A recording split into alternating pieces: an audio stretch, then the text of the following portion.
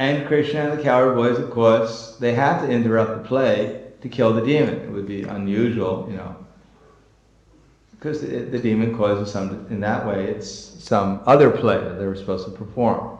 So they kill the demon, and then after killing the demon, then Krishna gets a little tired usually, and he has to rest on the lap of a cowherd boy. But not only does he rest on the lap of one cowherd boy, but he rests on the lap of all the cowherd boys. He expands himself, and he rests on the lap of all the cowherd boys. So each cowherd boy thinks that Krishna is resting on my lap alone. And then, of course, he gets up and he eats lunch. And when Krishna dances with the gopis in the rasa dance, he expands himself into each one of so many different Krishnas. For each one of the gopis, he dances between them. And of course, for Srimati Radharani, he's personally with Srimati Radharani, and he's in between two of the gopis. In this way, but whenever he expands himself in that way, it's just appropriate for the mood and the desires of the gopis. So we can't imagine, just like Krishna has different akalpa. Akalpa means the way his hair is dressed, the clothes he wears, sometimes golden turban, just like for the deities, they have so many different dresses. So it's not just whimsically how Krishna dresses. He dresses exactly to please his devotees. And he knows exactly how to dress, how to act, how to talk, how to do everything to please his devotees. So it is not that Krishna, he feels himself independent. No, he feels his only desire is to do everything just to please his devotees. And the devotees, they want to do everything to please Krishna. But how this works out is inconceivable. But when Yogamaya and Brinda Devi, Purnamasi being Yogamaya and Brinda Devi, when they meet at Vrindakun, it is not that they just speculate and just put things into a hat, draw something out of the hat to figure out what to do today, Radha and Krishna are going to do, what their pastimes are going to do. No, they take all the factors into account, which means that they're quite intelligent. That's why you need someone like Purnamasi, who's practically, I guess she's omniscient, and Brinda Devi, who's in charge of all the spies there. All the parrots are their spies. They know exactly what's going on. So they all get together and they know exactly what's happening, what the circumstances are, and they plan out the day accordingly because they know everyone's mood, etc. And then when people hear what their service is for the day, it's not that they think, "Oh no, I gotta be blue again today." I don't like being blue. No, everyone becomes very happy because they know this is exactly right for myself and everyone else.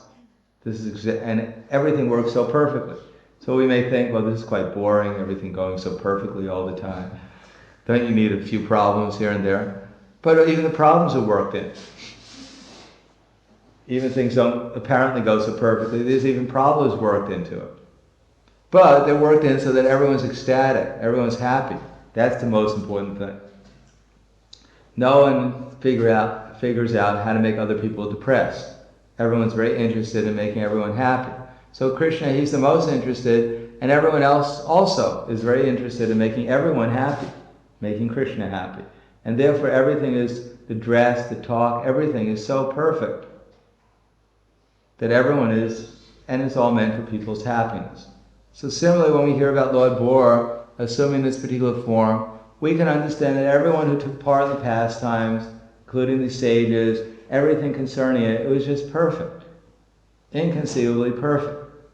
And therefore to think it was an ordinary boar, although in one sense in Vrindavan, the ordinary boars in Vrindavan, for instance, they're doing their services perfectly, everything is perfect, but we will not be able to appreciate that perfection until we become Krishna conscious.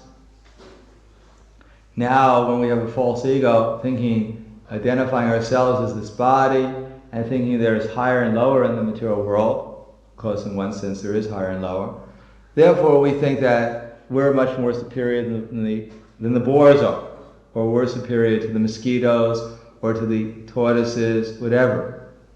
But actually everything's been perfectly arranged for them also in the material world. If someone has the form of a tortoise, then Krishna has perfectly arranged their form, exactly suiting their karma, their desires, their activities. Everything is perfect. Therefore, to think higher and lower, because the tortoise is also doing his duty, the pigs are doing their duty, even the mosquitoes who are coming to bite us, they're doing their duty.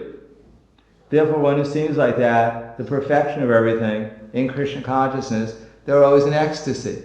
They're never in anxiety whatsoever. They know everything is perfectly going on, and they know when Krishna gives them a direction, what they're supposed to do in that circumstance, they're very enthusiastically perform it. Because they see the perfection of everything, and they know if they follow Krishna's direction, then that will be the best thing for everyone. And even those who don't follow Krishna's direction, when they follow Maya's direction, also it was all worked in as being fulfilling the purpose of creation, to chastise the souls, so eventually they get rectified and come back to their sanity of understanding they should follow Krishna's direction. In one sense, karma, they're perfectly given their karma, the reaction, and the reaction perfectly helps to inspire them eventually to come back to Krishna consciousness. Therefore, to one who understands the perfection of everything, when they hear these pastimes, they become very enthusiastic and very satisfied. And even the more details they hear, the more they become satisfied to understand how perfect everything is. But even if they don't know all the details, they know if I meditate on this pastime, then I'll reach perfection. And they understand that the more they meditate on Lord Bora, then the more they'll see how wonderful he is. He's not an ordinary Bora. He's as good as Krishna.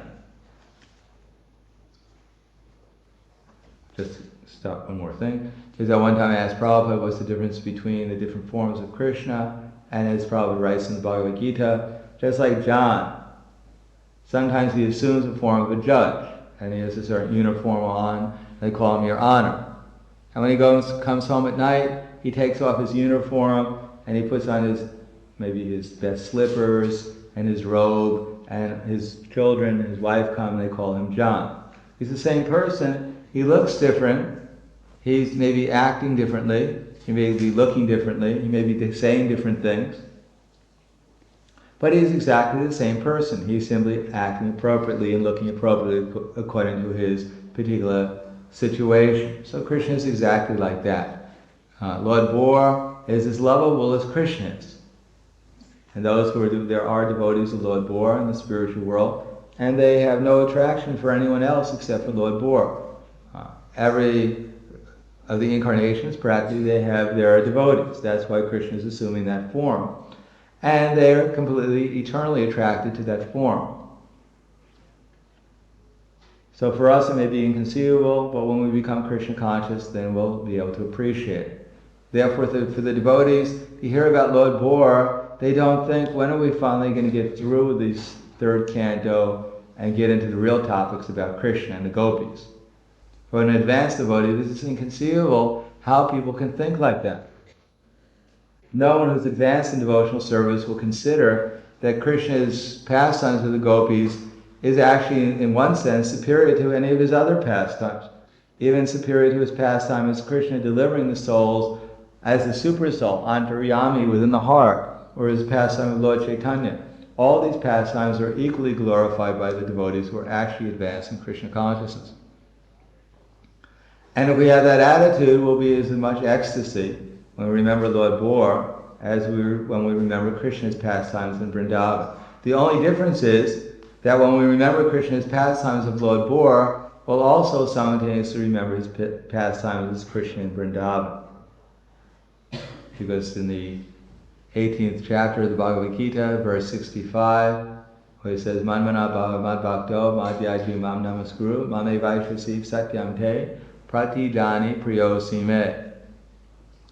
There it says what we should, in Srila Prabhupada's purport, he says that we should just fix our mind upon the form of Krishna as the cowherd boy of Nanda Maharaj. This is also mentioned in 647, Yoginam apisarvesham madgatan antaratmana shadavam bhajate omam sameyuktatmam mataha. This form of Krishna is a cowherd boy with a peacock feather in his hair, the son of Mother So what's the difference? Why is Prabhupada saying that? We shouldn't even think of other forms.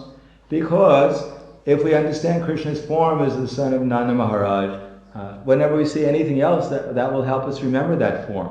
It's not that we will give up thinking of Varaha, or we think, oh, I'm not going to read this pastime of Varaha. My mind will become contaminated. I'll start thinking of a hog in my sleep.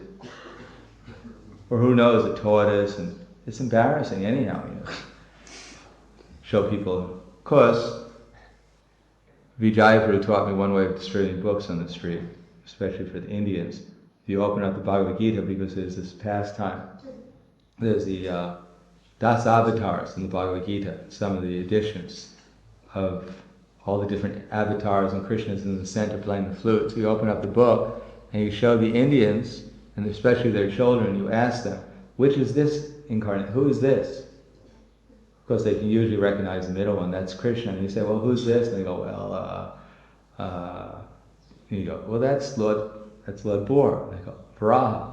They say, oh, yeah, that's right. You go, who's this one? They go, oh, that's Tortoise. Oh, that's right, of course, And then, of course, they have to buy the book. The father has to buy the book just to educate the children. So you can find out who these different incarnations are. Because that's their religion. So they're embarrassed, they don't even know who their gods are.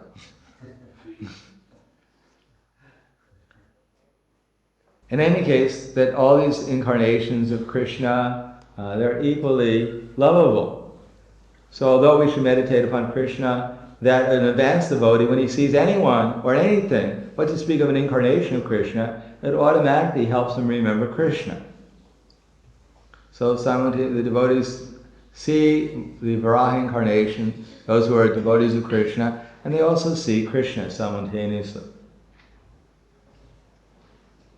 They see Varaha as Krishna. Sometimes Lord Jagannath, Lord Chaitanya would be by the Garuda Stamba looking at Lord Jagannath. And one lady climbed on his back, as you know, very anxious to see Lord Jagannath because it's quite crowded. Just like sometimes in our parikramas nowadays, when there's hundreds of devotees or 1,000 devotees or something, you go to this little temple, big enough to fit one person in. Then you find a lot of the devotees who aren't so well trained up, they push you out of the way, and if they can't do that, they climb your shoulders. So most of us are not as transcendental as Lord Chaitanya Mahaprabhu. Because when one lady did that, not only she climbed on the Garuda Stamba, but she stood on Lord Chaitanya's shoulders in order to see Lord Jagannath. So Govinda, he could not appreciate that very much. But Lord Chaitanya, at that moment, he was seeing Lord Jagannath with a flute in his hand and a peacock feather as the son of Nanda Maharaj, who was in so much ecstasy. And when Govinda tried to get this lady down from his shoulder, he complained that, why are you taking this lady down from my shoulder? She's so anxious to see Lord Jagannath. If only I could have a pinch of her anxiety to see Lord Jagannath, then my life would become perfect.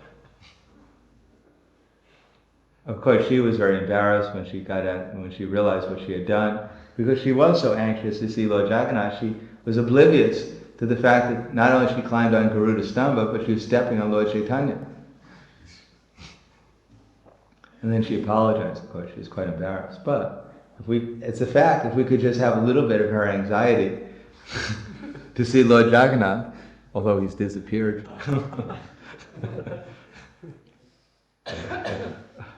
then our lives would certainly be quite advanced and perfect. But Lord Chaitanya, he was not seeing Lord Jagannath as we were seeing, or we see him, but he was seeing him as Nanda Maharaj in his separation from Lord Krishna. So this is part of the inconceivable nature of devotional service. So I'll stop there. Thank you. Any questions?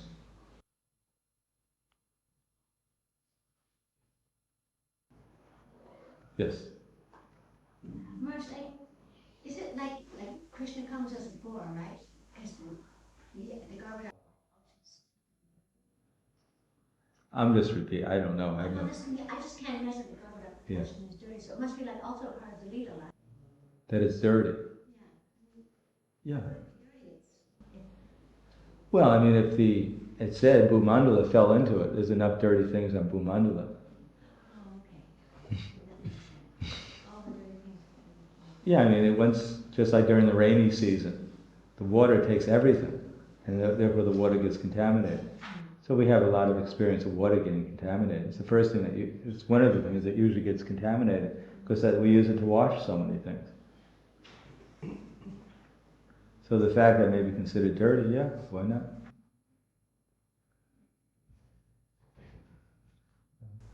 Yes. Initially, Garba means sweat, doesn't it? Garba means, I think it means the womb, the abdomen. Abdomen, actually, Garba means abdomen, because Garbhodakshai Vishnu means from his abdomen comes the lotus flower. And from his abdomen, as far as I remember, Garbha means womb. Embryo, actually. Just like they have that dance called the Garbha dance, right? Ladies do in India. You're familiar with that, the Garbha dance? In order to get a child. So Garbha means child, or the womb. Just like Dumena Vriyate Vanir, Itardar Sho Valena Cha, Itoldan Abrita Garbhas, Tata Tenedam Abrita. So Garbhas is even in Bhagavad Gita as the womb. I think it's translated as womb.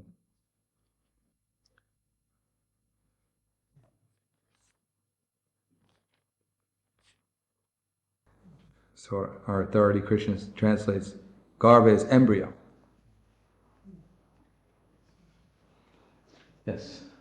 You mentioned a few times that, would you say that Dinakasura picked up Govardhan Hill? Remember that Krishna? Yeah. So it's a little surprising because Prabhupada often says that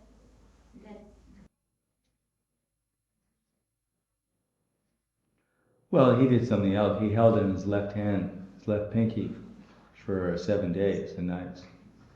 But we don't use that to prove that Krishna is God, because we say that that's just ordinary for Krishna, because he's holding up all the planets, but to speak a little hill like Govardhan. So we don't use that, but we say that that's not extraordinary for Krishna. He's holding up so many universes. Even in Anantashesha, who's Krishna's expansion, he's holding up universes on the hoods of his head, and he doesn't even feel their presence. So that's even more powerful than just holding up a little hill like Govardhan. sometimes Prabhupada says that. He says that, how we know that, well, I mean, it's one of the things that he says. For us, it's extraordinary, especially since he held it in his little pinky for 7 days. I don't know if Dinukasura, he just picked up and threw it. I don't know if he could have held it for 7 days with a little left pinky. He didn't get a chance, though. What's that? Krishna. Older, yeah, he was about to die.